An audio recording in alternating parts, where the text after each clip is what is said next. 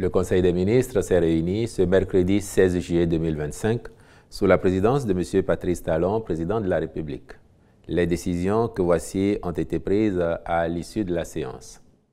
Au chapitre des mesures normatives, décret portant sur les attributions, l'organisation, le fonctionnement et le régime électoral de l'Ordre national des pharmaciens, de l'Ordre national des médecins et de l'Ordre national des chirurgiens dentistes. Il s'agit d'une série de 6 tests qui visent à définir d'une part clairement les attributions de chaque ordre en conformité avec les évolutions du système de santé et les exigences d'une gouvernance performante. La réglementation a également pour objectif de renforcer le rôle de ces organes en matière de régulation de l'exercice des activités professionnelles avec pour centre d'intérêt la qualité des soins, le respect de l'éthique et de la déontologie. D'autre part, il consacre une meilleure définition des règles électorales aux fins de garantir leur transparence et crédibilité. C'est ainsi que sont abordées les questions se rapportant à la composition des conseils nationaux et régionaux, aux modalités de candidature, d'éligibilité, de vote, de durée des mandats et de renouvellement des instances. Le ministre de la Santé veillera, en relation avec les autres ministres concernés, à leur application diligente. Au titre d'autres mesures normatives, le Conseil a adopté les décrets portant transmission à l'Assemblée nationale pour examen et vote du projet de loi portant modification de la loi numéro 2024-28 du 26 juillet 2024 sur les ordres nationaux du Bénin. Nomination des commissaires aux comptes près le Centre national des produits biologiques à usage vétérinaire. Nomination de magistrats à la chancellerie et dans les juridictions, puis approbation des statuts modifiés de l'Agence de contrôle des installations électriques intérieures Contrelec. Au chapitre des communications, en point 1, recrutement par concours direct de 115 fonctionnaires des eaux, forêts et chasses.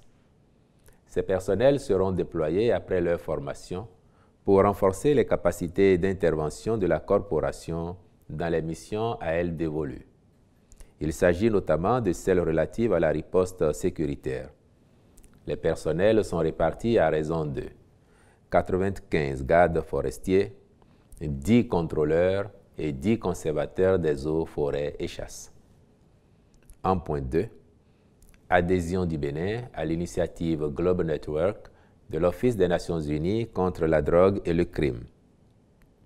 Créé en 2021, ce cadre a pour principal objectif de faciliter la coopération transnationale dans les affaires de corruption et de permettre aux autorités de détecter, enquêter et poursuivre plus efficacement les infractions liées à la corruption transfrontalière.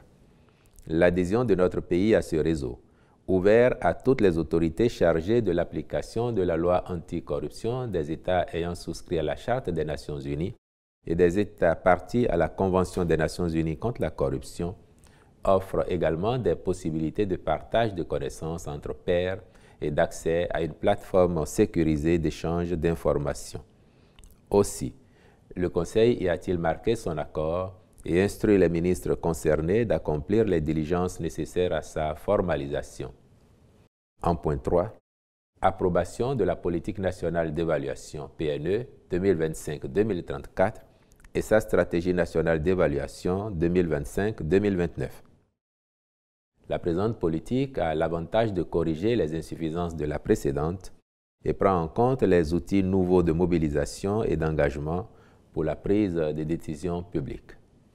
Assortie d'une stratégie sur la période 2025-2029, elle est arrimée à l'agenda international de développement à travers les objectifs de développement durable, ODD, l'agenda 2063 de l'Union africaine et la vision 2050 de la CEDEAO.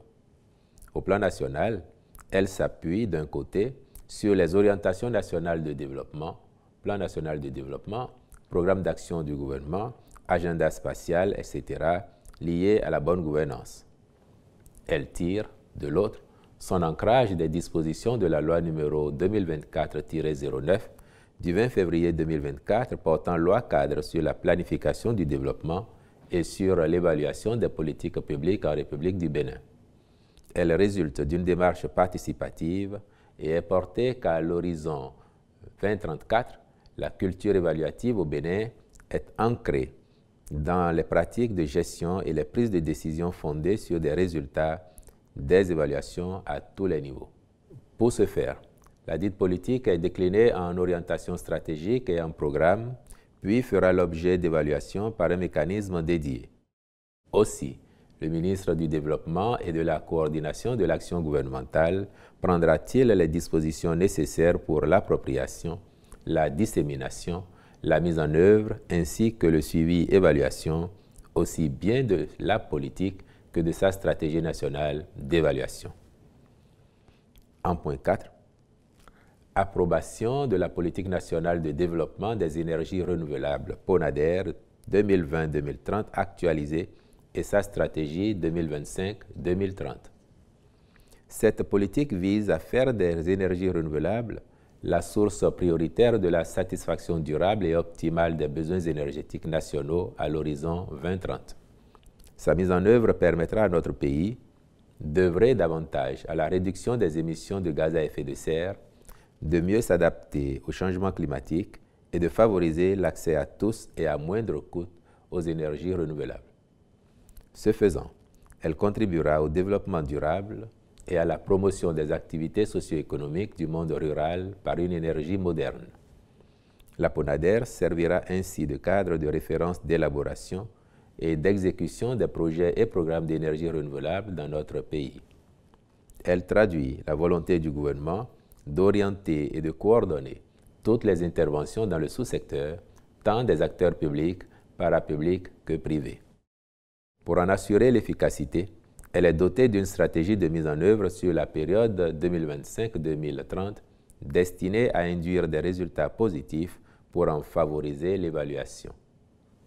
En point 5, approbation de la politique nationale de maîtrise d'énergie PONAME 2020-2030 actualisée et sa stratégie 2025-2030. L'actualisation de la PONAME se justifie principalement par l'évolution du cadre institutionnel du secteur de l'énergie pour tenir compte de la dissolution de l'Agence béninoise d'électrification rurale et de maîtrise d'énergie, qui était la principale structure administrative opérationnelle dans la promotion et le développement de la maîtrise d'énergie. Sa mise à jour et son opérationnalisation à travers sa stratégie 2025-2030 permettront, à terme, aux consommateurs d'avoir accès à moindre coût aux services énergétiques de qualité, sécurisés, durables et efficaces. Elle postule en effet qu'à l'horizon 2030, la maîtrise d'énergie au Bénin garantit la réduction considérable de la consommation, de la dépendance et des dépenses énergétiques sans préjudice de la qualité des services énergétiques. À cet effet, elle vise à mettre en place les cadres de planification, d'orientation, de coordination et de suivi-évaluation. Il en découle des actions relatives à l'efficacité énergétique, aux économies d'énergie dans tous les secteurs, aux mécanismes d'intervention plus cohérents. S'inscrivent dans cette logique le renforcement des cadres institutionnels et juridiques existants, la création des mécanismes de financement en soutien au développement des actions de maîtrise d'énergie en général.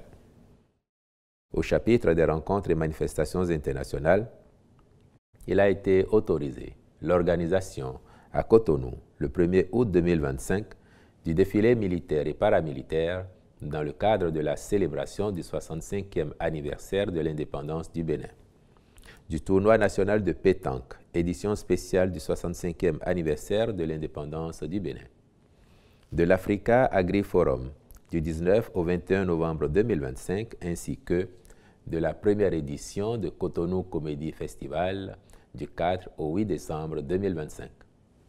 Au chapitre des mesures individuelles, enfin, les nominations ci-après ont été prononcées. Au ministère des Affaires étrangères, directeur général des Relations extérieures, M. Akpekoku Marius Loko, directeur général des Affaires consulaires et des Béninois de l'extérieur, M. Yassea Nunayon MCD Hundefo, directeur général de l'attractivité et de la diplomatie économique, M. Simidele Selidji Settebe, directrice de la planification, de l'administration et des finances, Madame Adjiri Emilienne Agossa. Au ministère de l'Enseignement supérieur et de la Recherche scientifique, Conseil technique à l'enseignement supérieur, la recherche et l'innovation, Monsieur Yakole Guy Atoun.